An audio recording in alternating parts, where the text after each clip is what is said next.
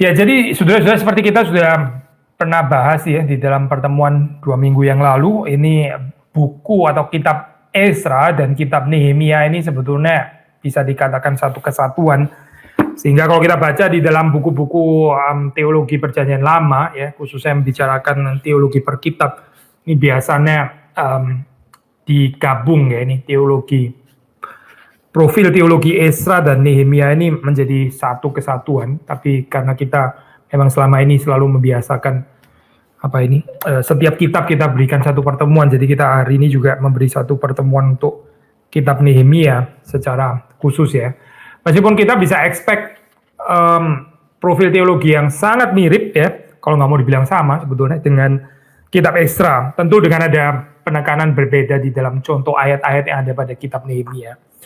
Jadi sudah seperti di dalam ini ya, kitab Ezra ini kan ada reformasi yang boleh dikatakan cukup radikal, itu demikian juga itu berlanjut di dalam pekerjaan atau karya dari Nehemia. Saudara bisa membaca misalnya kita membaca dari pasal 13 ya, yaitu ayat yang 23 ya, ayat 23 dan seterusnya. Saya membaca di sini, pada masa itu juga aku lihat bahwa beberapa orang Yahudi memperistri perempuan-perempuan Asdod, perempuan-perempuan Amon, atau perempuan-perempuan Moab. Sebagian dari anak-anak mereka berbicara bahasa Asdod atau bahasa bangsa lain itu dan tidak tahu berbicara bahasa Yahudi. Aku menyesali mereka, aku kutuki mereka, dan beberapa orang di antara mereka kupukuli dan kucabut rambutnya dan kusuruh mereka bersumpah demi Allah demikian. Jangan sekali-kali kamu serahkan anak-anak perempuanmu kepada anak-anak lelaki mereka, atau mengambil anak-anak perempuan mereka sebagai istri untuk anak-anak lelakimu atau untuk dirimu sendiri. Bukankah Salomo Raja Israel telah berbuat dosa karena hal semacam itu? Walaupun di antara begitu banyak bangsa tidak ada seorang raja seperti dia yang dikasih Allah dan diangkat oleh Allah itu menjadi raja seluruh Israel, namun dia pun terbawa ke dalam dosa oleh perempuan-perempuan asing itu. Apakah orang harus mendengar bahwa juga kamu berbuat segala kejahatan yang besar itu, yakni berubah setia terhadap Allah kita karena memperistri perempuan-perempuan asing? Ya sudah, ini kalau sudah membaca khususnya dalam bagian ayat-ayat yang awal tadi ya, ini sulit ya untuk diterima telinga modern gitu ya. Apa yang salah ya nikah seperti ini gitu? Apa yang salah sebetulnya dengan nikah dengan bangsa yang lain gitu? Ini kok pandangan outdated sekali gitu ya, ini sangat-sangat eksklusif dan sebagainya gitu. Tetapi sudah kita mesti mengerti ini ya, pendasaran teologisnya. Saya pikir tadi kita juga sudah baca sih sebetulnya. Ini kan merujuk kepada Salomo ya. Jadi Salomo itu sudah pernah seperti itu ya, nikah dengan bangsa-bangsa lain. Persoalannya itu bukan ini saya, bukan sekedar nanti kalau lahir warna kulitnya lain gitulah dan sebagainya gitu ya. Jadi campuran blasteran or whatsoever gitu. Bukan di sana gitu, tapi ini isunya adalah isu kultik ya, isu ibadah sebetulnya. Seperti kita tahu ya, waktu Salomo dengan perempuan-perempuan asing itu, yang terjadi adalah Salomo ikut terbawa pada penyembahan dewa-dewa mereka. Jadi ini persoalannya dengan idolatry, dengan idols gitu. Nah, Ezra dan Nehemia di sini melihat bahwa Israel ini harus dipertahankan deh sebagai benih yang kudus, holy seed ya, dan itu khususnya di sini menjadi satu ciri khas ya, menjadi satu karakteristik setelah mereka itu kembali pulang ya dari Babilonia gitu. Setelah mereka kembali dari exile. Nah, ini tuntutannya adalah bagaimana memelihara ini ya bangsa ini menjadi benih yang kudus. Nah, bagaimana sih? Yaitu dengan tidak nikah campur gitu. Karena menikah campur itu membawa bahaya terseret kepada dewa-dewa perempuan-perempuan asing itu gitu. Jadi dalam hal ini kita mesti mengerti alasan teologisnya, bukan hanya menyerang dari perspektif modern ini, eksklusivisme dan sebagainya. Nanti kita bisa membicarakan bagian ini ya, tentang dampak eksklusivisnya gitu ya, maksudnya sebagai persepsi yang salah lah di dalam hal ini ya. Tapi bukan melulu negatif kalau kita melihat ya pengajaran seperti ini gitu. Misalnya ini saya ada satu scholar namanya Mary Douglas itu mengatakan bahwa waktu satu komunitas ini ya berada di dalam danger, berada di dalam satu bahaya ya, di dalam krisis ya, maka purity atau kemurnian di sini ya, kemurnian itu dilihat sebagai antidot ya, terhadap ancaman ini. Sekali lagi ya, saya, di dalam keadaan keterancaman, di dalam krisis, ya, di dalam danger, maka obatnya, antidotnya, ya, vaksinnya itu apa, saya? Vaksinnya itu dipercaya adalah kemurnian itu. Nah ini kan, saudara, ini ya Pak, ini kan baru ya, dikeluarkan dari eksal, jadi ada harapan baru kan ya. Tapi ini masih belum betul-betul sudah apa ya, terus langsung sudah establish kan, pasti tidak kan Yesus ya. Ini kan baru permulaan. Setelah kembali dari pembuangan keluar, ini kan just the beginning. Nah di dalam keadaan beginning seperti ini kan, pasti nggak bebas daripada keadaan krisis kan ya. Seperti saudara melihat itu di dalam pembangunan dan sebagainya, kan juga banyak mengalami perlawanan seperti kita tahu. Nah di dalam keadaan seperti ini saya, yang dipentingkan itu adalah ini, preserving purity ini ya. Purity di dalam keadaan danger. Nah, saya mengutip ini ya, saya scholar yang lain namanya ini Bello, dia mengatakan seperti ini, purity as we have seen brings fruitfulness and multiplication. Jadi kemurnian itu membawa kepada keadaan yang berbuah dan juga multiplikasi. That is, it brings Yahweh's blessing and gift. Itu membawa berkat Yahweh, membawa anugerah pemberian dari Yahweh. In the system based on depth, what I have called the principle of expansion or of gift is at work. Pollution on the contrary, pollution maksudnya dalam hal ini ya impurity gitu ya, polusi, percampuran dan sebagainya, itu brings corruption, death, destruction, diminution. In other words, a principle of restriction is at work. Jadi saudara, kita melihat di sini sederhana sebetulnya poin teologinya, yaitu purity itu mendatangkan berkat dari Yahweh ya, diperkenan oleh Yahweh, sementara polusi ya, itu nikah campur dan sebagainya, itu membawa kepada korupsi, ya penghancuran, kematian, ya sehingga apa yang diperlukan? Ya principle of restriction. Makanya perlu pembatasan di sini ya. Perlu apa ini namanya saya? Perlu wall yang dibangun ya di dalam hal ini gitu. So kita nanti akan membicarakan bagian ini ya saya tentang wall ini ya. Bagaimana kita mengerti nih dari perspektif ini ya perjanjian baru gitu. Karena ya kitab-kitab seperti Esra dan Nehemia ini kan seringkali dikontraskan dengan teologinya Paulus itu, yang merubuhkan apa tembok-tembok pemisah dan sebagainya gitu. Tapi nanti kita akan balik kepada isu ini lagi. Nah kalau sudah melihat outline-nya gitu ya di dalam Nehemia ini kan sudah melihat di dalam pasal 2 itu ada rebuilding of the wall ya.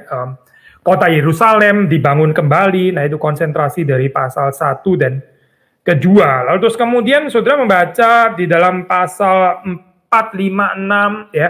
456 ternyata ada resistensi dari orang-orang yang menentang daripada pembangunan ini. Jadi ini memang bukan sesuatu yang karena disertai Tuhan terus berarti nggak ada kesulitan sama sekali. Ternyata tidak demikian ya. Tetap ini ada resistensi. Tapi terus kemudian kita melihat Nehemia ini kepemimpinannya ya. Sangat diberkati Tuhan itu selain Esra. By the way, saya ada perbedaan ya. Esra itu kan apa ini ya ibaratnya itu ya kalau kita mengatakan dalam bahasa modern ya hamba Tuhan. Nehemia ini ya entrepreneur gitu ya. Ini dia kan jadi gubernur di sana gitu ya. Nehemia ini orang awam gitu ya, orang awam nggak seperti Esra gitu. Tapi dua-duanya dipakai oleh Tuhan gitu. Dan Nehemia ini saya kalau kita membaca dia ini ada certain apa ya sensitivitas ya khususnya di dalam aspek ekonomi ya. Adanya ekonomi yang tidak adil gitu ya, yang unjust, di mana orang-orang Yahudi yang lebih powerful, orang-orang Yahudi yang lebih berkuasa, lebih ya beruang dan sebagainya, itu cenderung untuk mengeksploitasi ya orang-orang Yahudi yang lebih lemah ya. Kita bisa membaca itu di dalam pasal yang ke-5 misalnya, kita membaca Nehemia pasal yang ke-5, ya ini ayatnya kalau sudah membaca dari ayat 1 dan seterusnya cukup panjang, tapi kita baca beberapa ayat saja. Saya membaca dari ayat 1 misalnya, maka terdengarlah keluhan yang keras dari rakyat dan juga dari pihak para istri terhadap sesama orang Yahudi. Ada yang berteriak, anak laki-laki dan anak perempuan kami banyak dan kami harus mendapat gandum, supaya kami dapat makan dan hidup. Ada yang berteriak, ladang dan kebun anggur dan rumah kami gadaikan. Sekali lagi, ladang dan kebun anggur dan rumah kami gadaikan. untuk mendapat gandum pada waktu kelaparan. Ada yang berteriak, kami harus meminjam uang untuk membayar pajak yang dikenakan raja atas ladang dan kebun anggur kami, dan seterusnya.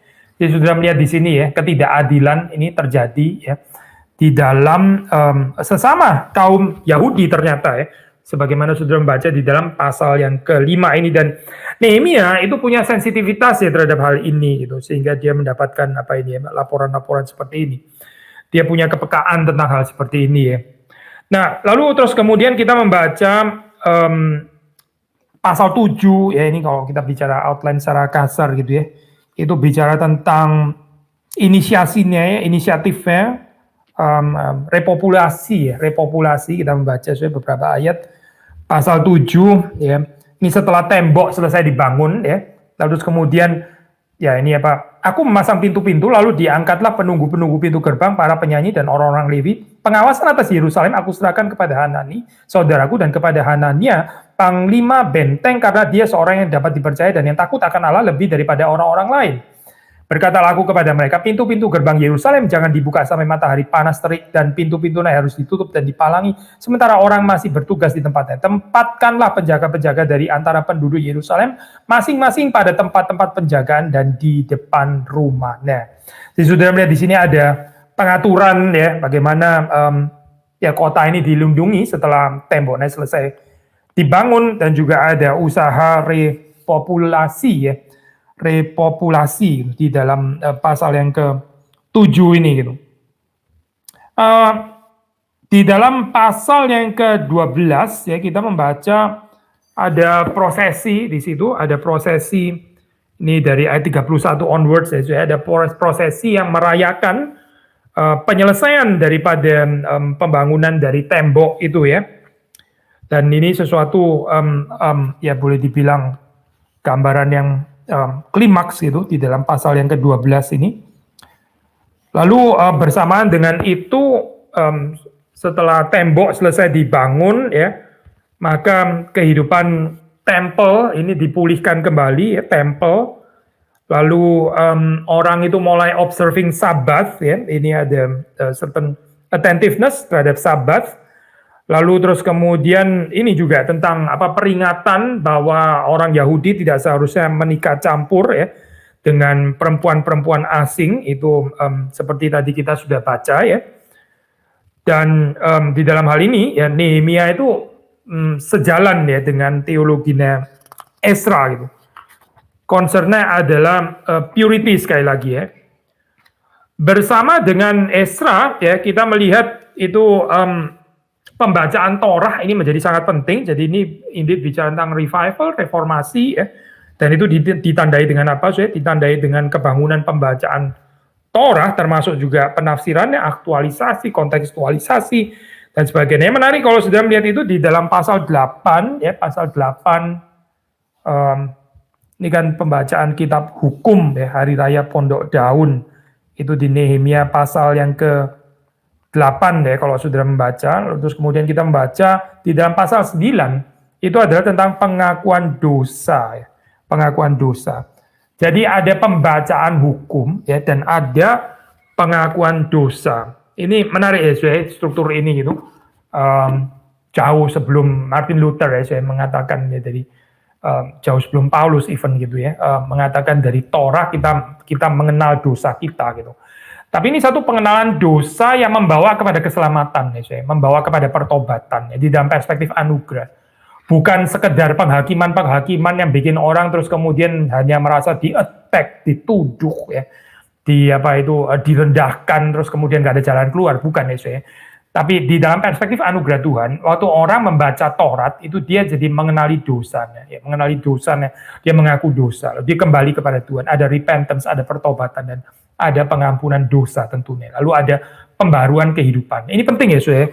Waktu kita mempelajari firman Tuhan, waktu kita membaca Torah, waktu kita membaca firman Tuhan, waktu kita mendengar khotbah dan sebagainya, salah satu yang seharusnya terjadi dalam kehidupan kita itu adalah kesadaran akan dosa kita. Kalau kita mendengar firman Tuhan, kita lebih sadar dosanya orang lain daripada dosa kita. Kita berada dalam situasi spiritualitas yang luar biasa bahaya. Sekali lagi ya, saya. Kalau kita mendengar firman Tuhan, kita membaca firman Tuhan, kita lebih teringat dosanya orang lain daripada dosanya kita ya. spiritualitas kita itu gak beres ya, ini spiritualitas yang kacau balau.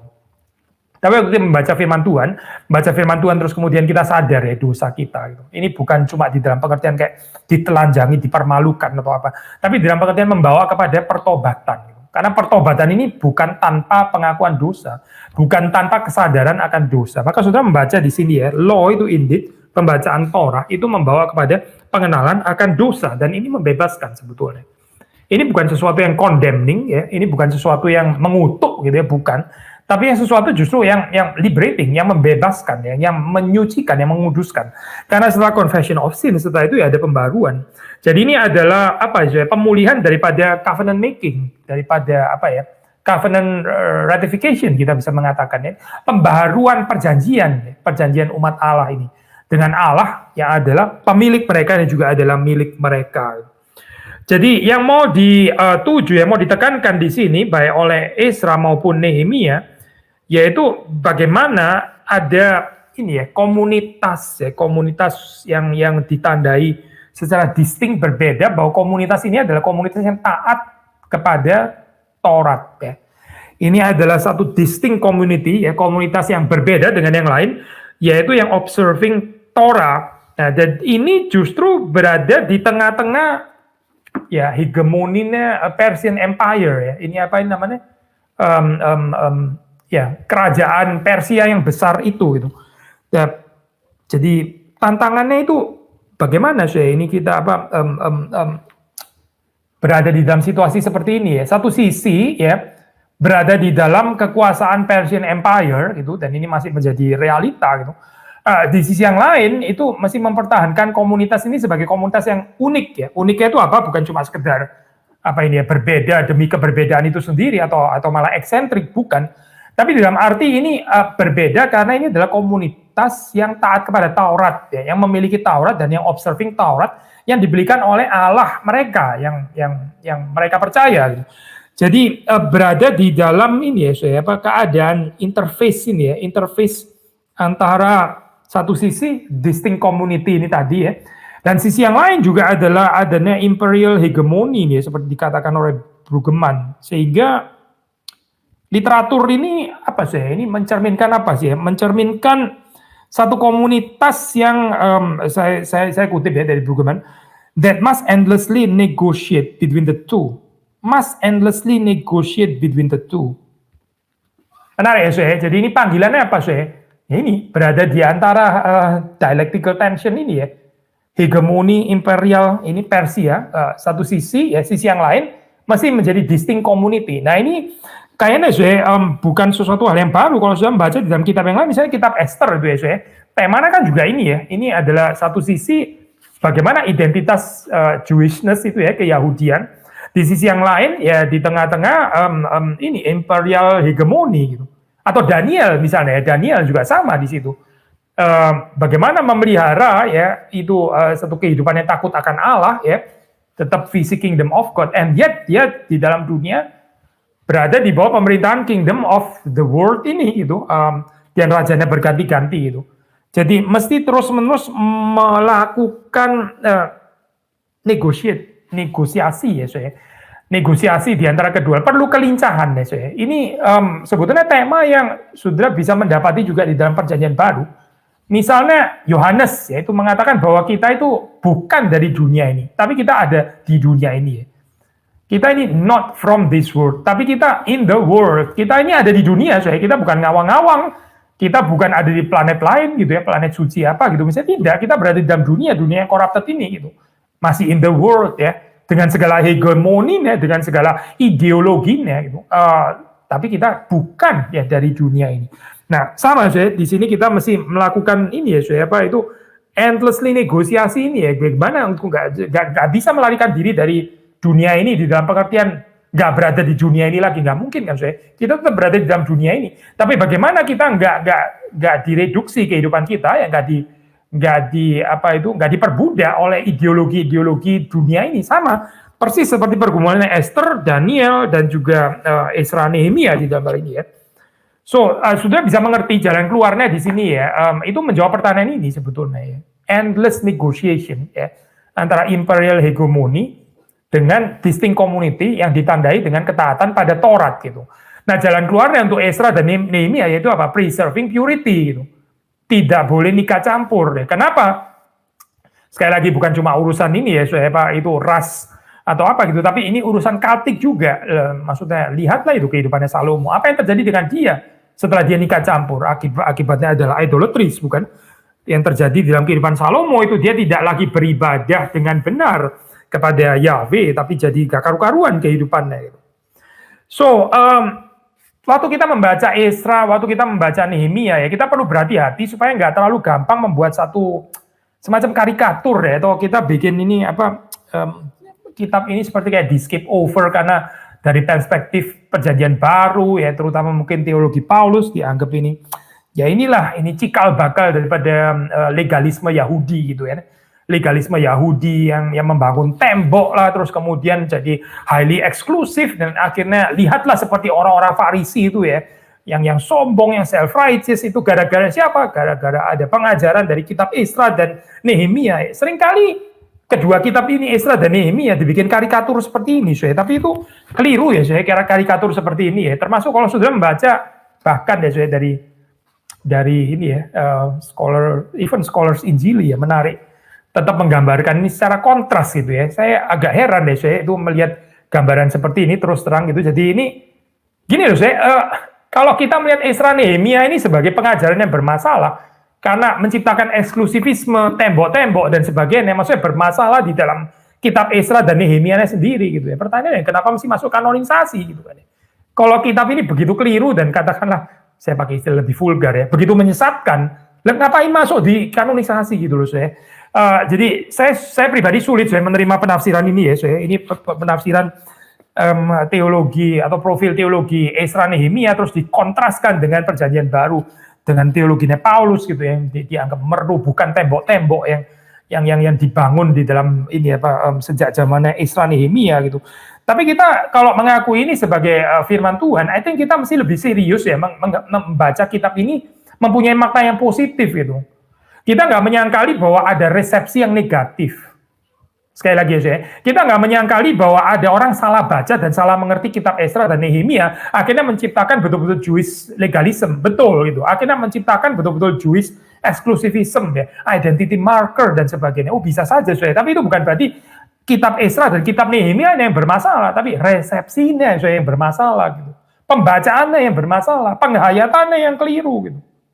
Ya, seperti sekarang juga bisa saja sudah ini kalau teologi daripada denominasi entah denominasi apapun saudara, either Arminian, Wesleyan, Anabaptis, Reform, Lutheran, Katolik atau whatever ya, Eastern Orthodox atau apa, tapi saudara menghayatinya itu menjadikan itu teologi saudara untuk membangun satu identity marker gitu, sehingga menciptakan semacam komunitas yang highly eksklusif ya, sehingga nggak bisa berdialog dan sebagainya. Ini bermasalah gitu, resepsi seperti ini tentunya gitu. Dan itu bukan persoalan pada nggak harus pada confessional writings yang bermasalah, tapi penghayatannya yang keliru gitu. Saya ambil contoh aja seperti sederhana gitu ya. Mazmur 1 yang terkenal itu ya, saya sudah Mazmur 1 kan ya. Ini Mazmur 1 pasti ada Mazmur yang indah kan ya. Ini nggak salah apa-apa saya Mazmur 1 ini, tapi Mazmur 1 ini bisa dihayati secara keliru, lalu terus kemudian membawa kepada satu sikap yang luar biasa eksklusif dan self-righteous. Yaitu apa saya? Ini, saya baca ya. Berbahagialah orang yang tidak berjalan menurut nasihat orang fasik, yang tidak berdiri di jalan orang berdosa, yang tidak duduk dalam kumpulan pencemooh, tetapi yang kesukaannya adalah Taurat Tuhan, dan seterusnya, dan seterusnya. Orang Farisi waktu membaca ini, saya, mereka melihat, Yesus ini gimana sih? Yesus ini kayaknya nggak ngerti Mazmur 1 deh. Kenapa dia duduk bersama dengan perempuan berdosa seperti itu? Apa nggak ngerti Mazmur 1 gitu? Nggak seperti kita ya. Kita ini nggak duduk bareng orang-orang fasik. Itu tuh orang berdosa itu ya, pemungut cukai, pelacur dan sebagainya. Kita nggak mau bergaul dengan mereka. Kita nggak mau duduk bersama dengan mereka. Karena apa? Mereka ini kumpulan orang-orang berdosa ya. Pencemooh, kita dilarang menurut Mazmur 1 bergaul dengan mereka. Kita ini orang-orang yang kesukaannya ialah Taurat Tuhan. Nah, saudara mengerti kan ya? Bermasalah kan ya? Bermasalah saya ini penghayatan seperti ini. Jadi yang bermasalah apa saya? Penghayatannya, bukan Mazmur 1 saya yang bermasalah. Penghayatannya yang bermasalah. Mazmur 1 nggak salah apa-apa gitu. Yang tulis Mazmur 1 ini nggak keliru apa-apa. Tapi penghayatan yang keliru. Nah, saya mau pakai prinsip ini ya, prinsip yang sama persis untuk menafsir profil theological profile dari Ezra dan Nehemia. Yang kita mesti hayati secara benar, tapi betul ada penghayatan yang bermasalah. Nah, waktu bermasalah akhirnya menghasilkan semacam eksklusivisme, ya, self-righteousness, ya, merasa benar sendiri, self-righteous, ya, merasa pure lebih daripada yang lain, dan seterusnya dan seterusnya. Ya, kita mesti membedakan ini ya, dua hal ini gitu, dan bukan mempersalahkan teologi daripada kitab Ezra atau kitab Nehemia gitu. Tapi begini kalau kita mau mencoba mengerti ya, kenapa sih persoalannya mesti sampai membangun walls ini ya, sudah masih ingat ya, 2 minggu lalu kita membahas itu ya, saya mengutip dari Tremper Longman III, dia mengatakan ada 2 walls di sini ya, walls ya, Ezra, Nehemia ya. Ezra itu wall-nya adalah Taurat. Jadi Taurat ini ya, itu wall pertama. Wall kedua, ya ini literally wall beneran, the wall of the city. The wall of the city of Jerusalem, tembok Yerusalem itu dibangun kenapa? Ya supaya ada batas dengan bangsa-bangsa yang bukan ya pure seperti orang Yahudi ini ya, nggak nikah campur. Ada wallnya ada pembatasnya di situ. Nah, kita mengerti ini dalam konteks apa yaitu sekali lagi ya, waktu identitas komunal ini terancam waktu identitas komunal ya, itu sedang terancam, maka ya sangat bisa dimengerti bahwa untuk ya kepentingan survival supaya bangsa ini bisa berlanjut karena ada threat kan di sini kan ya, threat communal identity ya, maka yang diperlukan di sini apa supaya bangsa itu bisa tetap survive, yaitu disiplin disiplin. Ini sangat bisa dimengerti gitu. Disiplin ditegakkan ya, jangan nikah campur deh. Kenapa? Karena communal identity kita ini under threat, ini sedang terancam gitu ya.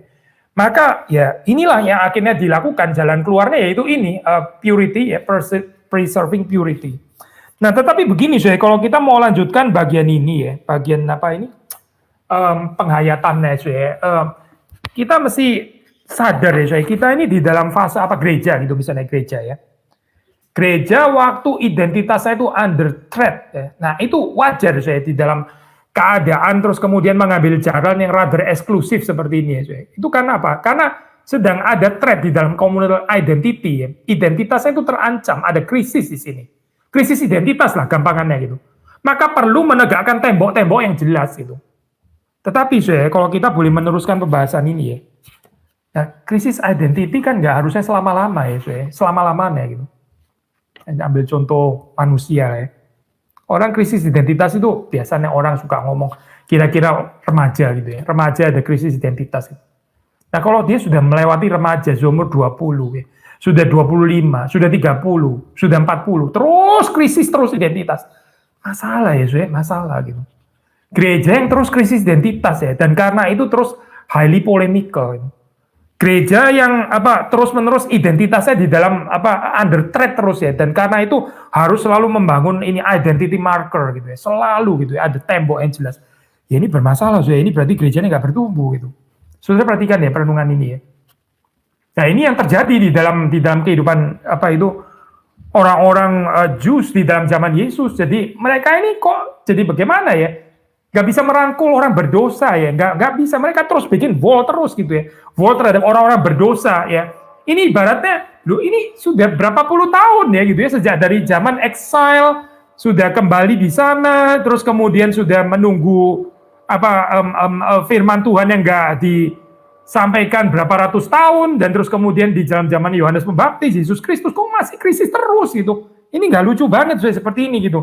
Krisis identitas yang nggak selesai-selesai ini permasalahan gitu. Seperti ibaratnya di dalam kehidupan manusia, yaitu tadi sudah umur 25, 30, 40 kok krisis terus bertanya, saya ini siapa ya? Sebetulnya saya ini siapa ya? Siapakah saya? Siapakah aku? Nah, sudah umur 50, 60 masih tanya siapakah aku? Nah, kalau umur 70 siapakah aku? Sudah bilang kayaknya mulai pikun dia gitu ya.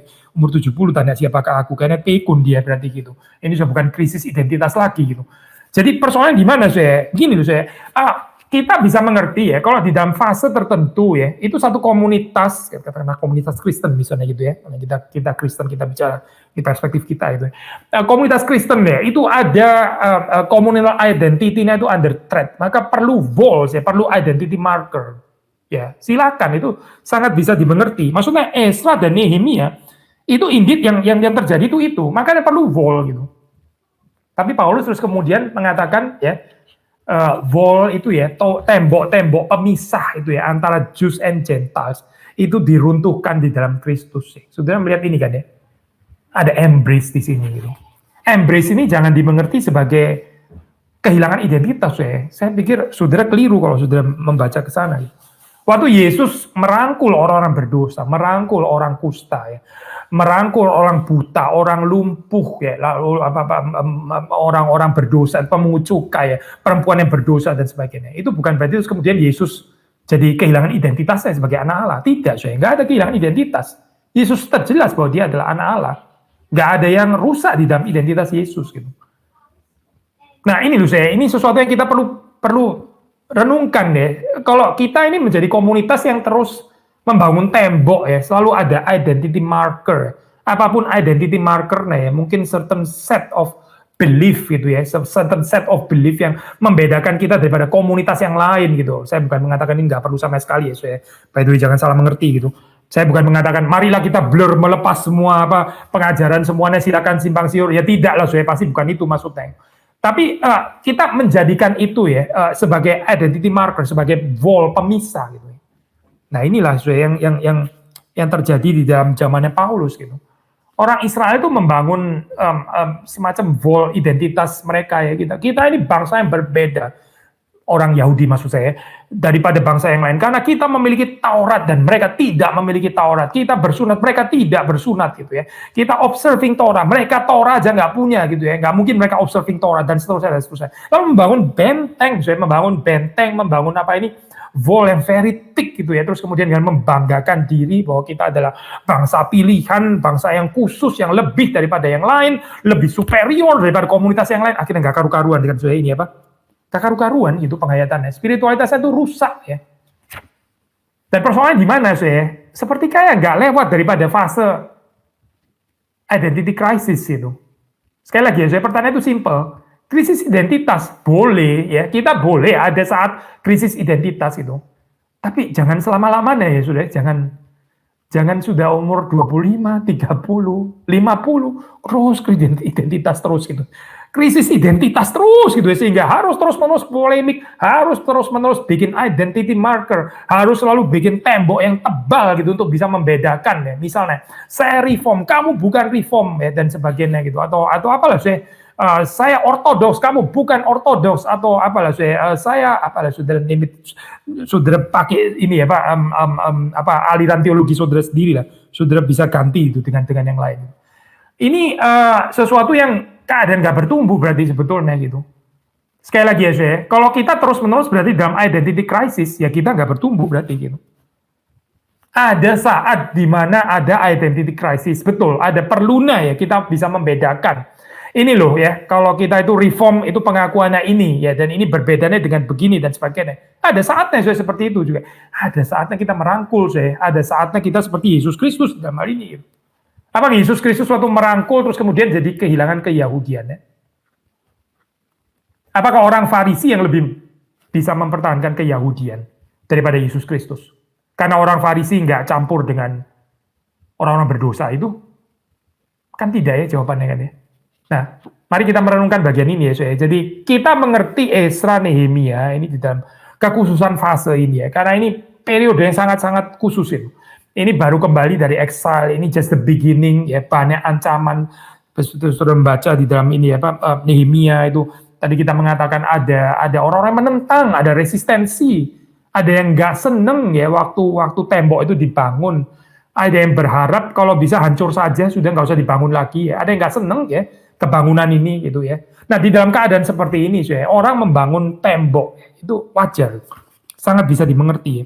Jadi sekali lagi ya, antidotnya itu adalah disiplin, purity dan sebagainya. Ini sangat bisa dimaklumi kalau di dalam keadaan resistensi seperti itu ya. Tapi resistensi kan nggak terus menerus ya, kan nggak selama-lamanya resistensi gitu. Atau kita sengaja menciptakan keadaan seperti kayak seolah-olah ada yang resist kita terus itu. Nah kalau kayak gini kita namanya sedang playing victim dong. Nggak ada yang benci kita menciptakan gambaran, wah semua ini tuh benci saya gitu, misalnya semua ini benci gereja saya gitu. Yang benci siapa coba sebetulnya sudah gitu? Mungkin nggak ada yang benci, tapi kita menghidupi narasi kita dibenci gitu misalnya, menghidupi narasi kita dimusuhi, padahal siapa juga sebetulnya yang memusuhi gitu. Nah ini persoalan saya gambaran seperti ini gitu. Saya bukan mengatakan nggak ada saat di mana kita dimusuhi ya, pasti ada saat seperti Nehemia dia. Ada saat dimusuhi gitu. Yesus pun sebetulnya kalau kita mau mengatakan dia sebetulnya dimusuhi loh saya. Dimusuhi juga selama kehidupannya, tapi sudah melihat bagaimana dia tetap merangkul ya. Nah ini sesuatu yang kita bisa renungkan gitu. Ini apa secara progressive revelation ya. Oke, ada kitab Esra, kitab Nehemia ini dalam perjanjian lama. Terus kemudian kita memiliki perjanjian baru ya. Ini terus-menerus berkembang kan ya teologinya gitu. So, jadi perhatikan ya saya bahwa di dalam sejarah itu indeed baik Yudaisme tapi juga kekristenan ya di dalam berbagai macam cara, di dalam berbagai macam jalan itu ya seringkali itu apa mesti apa ini ya apa menekankan semacam homogeneity ya, menekankan sameness ya kalau boleh pakai istilah ini gitu. Dan itu bisa diterima ya kalau di dalam keadaan apa sih? Ya kalau di dalam keadaan terancam, ya kalau di dalam keadaan identity crisis ya, waktu keadaan dimusuhi ada resistance, itu sangat bisa dimengerti ya. Orang Yahudi misalnya ya dengan apa seperti saudara tahu ya antisemitis misalnya gitu ya. Mereka di mana-mana itu dimusuhi misalnya ya, sampai di dalam zamannya Hitler apalagi gitu ya. Dan di dalam apa gambarannya seperti itu terus kemudian mereka preserving mereka punya apa adat istiadat, identity dan sebagainya itu sangat bisa dimengerti. Tapi saya mau mengatakan ini kan nggak selama-lamanya nggak selama-lamanya seperti ini gitu. Sehingga ada saat di mana kita bisa lebih terbuka ya, lebih merangkul ya, lebih persuasif daripada masuk di dalam apa perdebatan-perdebatan yang selalu sifatnya itu polemikal gitu, meskipun itu juga ada tempatnya atau ada saatnya gitu. So di dalam keadaan terancam seperti ini yang nggak bisa disangkal bahwa komunitas yang under threat ini ya sungguh memang memerlukan certain disiplin. Disiplinnya ini di dalam hal ini menurut Esra Nehemia ya jangan nikah dengan sembarangan perempuan kafir gitu kan ya. Jadi ini disiplin ini ya saya itu sebetulnya agak relate kalau kita mau boleh pakai istilah ini ya mungkin pakai tanda kutip gitu ya. Ada kaitannya dengan satu apa ya kekhawatiran gitu ya, kekhawatiran yang ya nggak harus negatif sih saya, ini kekhawatiran yang bisa apa itu ya saya membawa identitas komunal itu akhirnya jadi blur gitu, jadi rusak, jadi hancur gitu.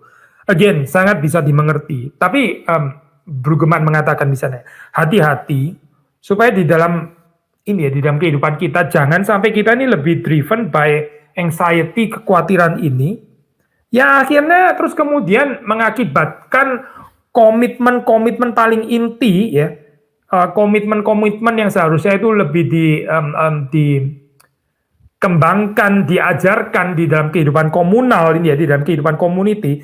Ini akhirnya jadi apa ya? Jadi second class gitu, jadi neglected gitu. Maksudnya begini saya, kita jadi lebih driven by anxiety ya, ketakutan kalau identitas kita nggak jelas gitu, daripada bagaimana memikirkan bahwa komunitas ini misalnya saya, mari kita mengajarkan bagaimana komunitas ini menghidupi Torah gitu misalnya ya, komitmen setia kepada Yahweh gitu. Tapi perspektifnya bukan lebih perspektif positif ini, tapi lebih perspektif negatif gitu ya, perspektif negatif. Ketakutan kalau apa ini yang di luar itu terus kemudian meracuni kita gitu, menggarami kita gitu, akhirnya terus kemudian bikin tembok gitu kan. Ini kan ada defensif ya, seperti ini ya, gambaran defensif gitu.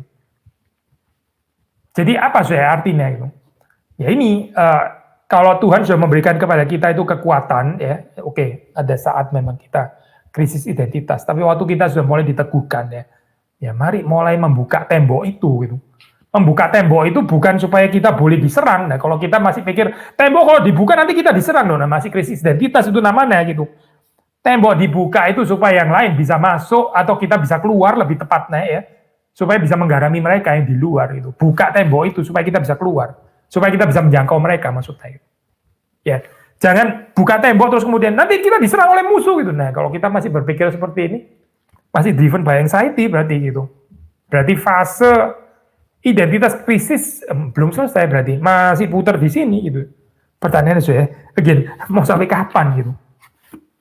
Saya pernah bicara sama satu ini ya, saya teman di media sosial gitu, dan memberikan certain kritik lah ya, tapi kritik yang konstruktif itu. Saya mempertanggungjawabkan kritik ini ya, bukan untuk menyerang apalagi dari kebencian, tidak gitu.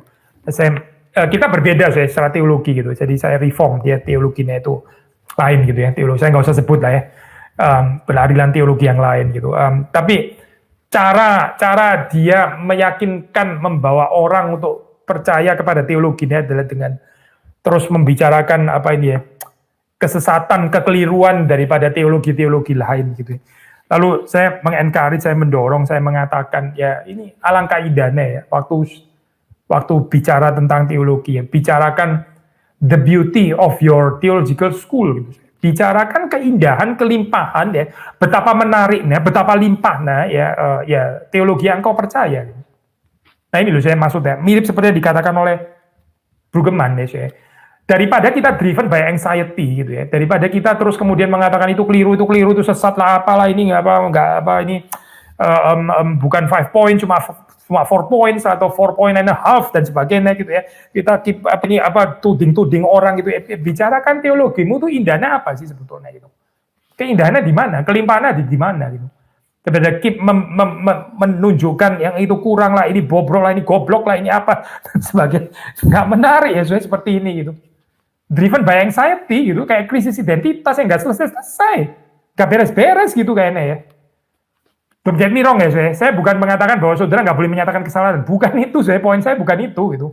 Poin saya adalah mari kita lebih membicarakan tentang our core commitments ya, kepada Alkitab ya, kepada teologi yang teosentris gitu misalnya, kepada ini ya, kelimpahan keindahan teologi kita gitu. Di mana sih sebetulnya gitu.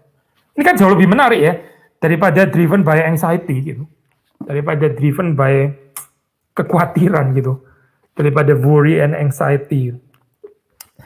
So kita bisa merenungkan bagian itu lagi ya, saya. Again untuk case Ezra, Nehemia, kita bisa mengatakan ya memang mereka berada di dalam fase itu, saya. Tapi sekarang ini kita berada di dalam zaman the so-called ini ya, pluralis ini ya, pluralis. Jangankan bicara ini, saya bicara apa itu theology of denomination. Sekarang itu bukan seperti kayak zaman medieval dulu di Eropa, di mana agama yang ada ya cuma Kristen gitu misalnya. Sekarang kita sudah terekspos dengan berbagai macam agama, sehingga tantangan teologi Kristen saat ini yaitu bagaimana membuat theological mapping ya, ini membuat ya theological theory tentang yang lain gitu. Ini penempatannya bagaimana gitu.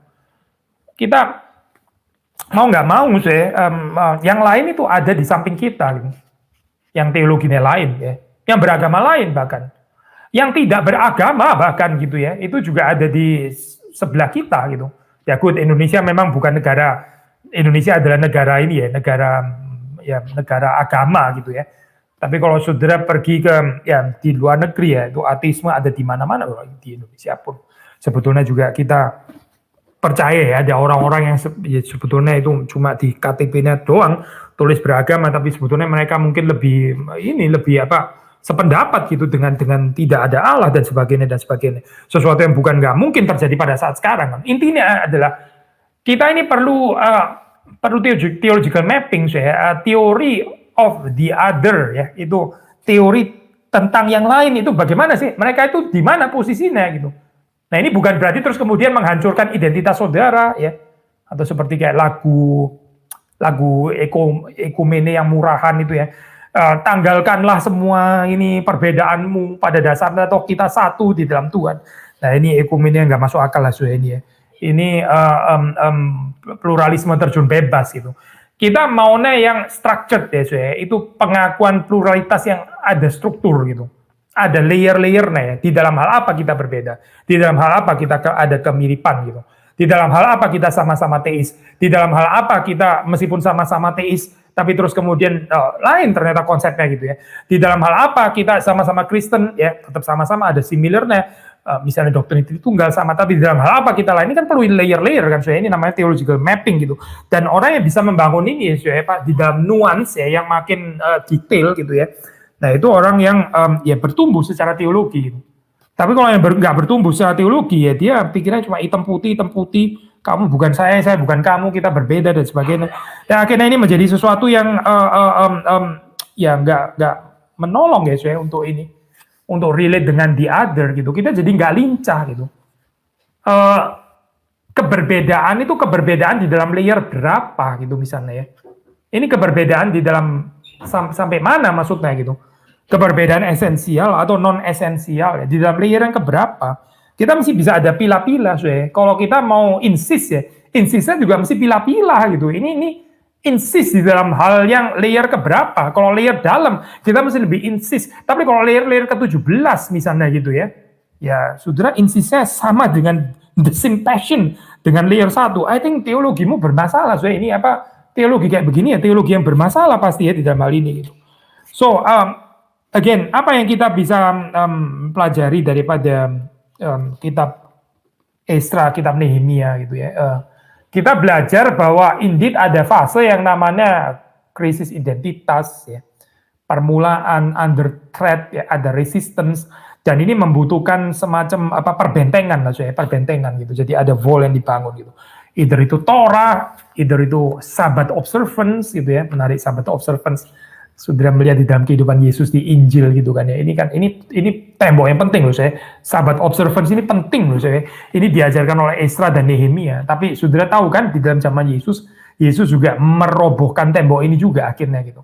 Dengan mengoreksi resepsi mereka yang keliru gitu terhadap teologi Sabat. So ini sesuatu yang menarik. Maksudnya kita melihat di dalam Esra, di dalam Nehemia itu ada fase seperti itu ya, di mana orang itu diuji gitu ya. Dia ini berapa Jewish ya. Ya, by the way, Yesus selama dia berada di dalam dunia, dia Jewishness-nya juga diuji kan ya, oleh ahli-ahli Taurat dan orang Farisi itu ya. Kalau di hadapan menurut perspektif penilaian orang-orang Farisi, ahli Taurat ya, Yesus ini sudah sangat nggak Jewish lah pasti gitu ya. Yesus ini sudah nggak pure kemana-mana gitu ya, menurut penilaian mereka. Precisely kenapa sih? Precisely karena mereka itu membangun di dalam konsep tembok ini gitu. Yesus ini bagaimana sih? Kok bisa memberikan dirinya itu disentuh oleh perempuan kafir gitu misalnya kan ya. Dan seterusnya. Ada banyak persoalan nggak sih di dalam kehidupan Yesus menurut perspektif daripada ini ahli Taurat dan orang Farisi ini. Hati-hati supaya kita nggak menjadi orang Kristen yang bukan lebih mirip Yesus tapi malah lebih mirip ini orang-orang Farisi ini ya. Nah, kayaknya kita memang lebih mirip orang-orang Farisi ini. Lalu kalau kayak begini bagaimana? Ya sudah, good news-nya adalah di dalam Yesus ada pertobatan. Gitu. Di dalam Yesus kita diundang untuk bertobat terus-menerus ya. Terus-menerus semakin kembali kepada Yesus. Gitu. Meninggalkan kefarisian kita ya. Ketakutan kita yang senantiasa membangun tembok itu ya identity marker ya, yang bikin orang lain terus kemudian nggak bisa masuk itu ya, yang membuat orang lain itu seperti kayak second class, seperti kayak kelompoknya agak goblok punya gitu ya. Ini kelompoknya agak sedikit superior gitu. Jadi mirip Hitler ya, saya berpikir seperti ini gitu. Ini adalah theological class yang agak di atas gitu. Yang itu agak di bawah gitu, yang ras yang lebih rendah dan sebagainya. Ini kan ada mirip Hitler ya, sebetulnya itu mirip ideologi Nazi ya sebenarnya. Bukan mirip Yesus yang pasti gitu. Yesus nggak berpikir seperti itu. So hati-hati ya, waktu kita mempelajari teologi, ya waktu kita belajar ini confessional writings ya dan sebagainya. Bukan bahwa confessional writings itu jadi keliru, tapi penghayatannya itu ya bisa membawa kita kepada komunitas yang highly eksklusif ya, membawa komunitas yang akhirnya terus kemudian menjadi bangga dengan kelompok kita sendiri, menganggap orang-orang the other itu seperti kayak di luar tembok, di luar sana gitu ya. Tetapi Injil Yesus Kristus itu ternyata mengajarkan sesuatu yang berbeda, yang bukan menguji kita dengan pertanyaan seperti kayak how Calvinist are you gitu ya, are you reform enough gitu misalnya gitu ya, are you reform enough gitu. Itu pertanyaan yang gak relevan ya sebetulnya gitu dalam kehidupan orang yang bertumbuh di dalam hal ini gitu. Kalau kita bertumbuh ya ini kita bukan mau membuktikan diri how reform are we atau am I gitu ya, I am, we are, bukan ke sana itu nggak menjadi concern lagi gitu. Coba perhatikan kehidupan Yesus. Apakah Yesus sibuk mengukuhkan keanak-alahannya? Coba saudara baca kitab Injil itu.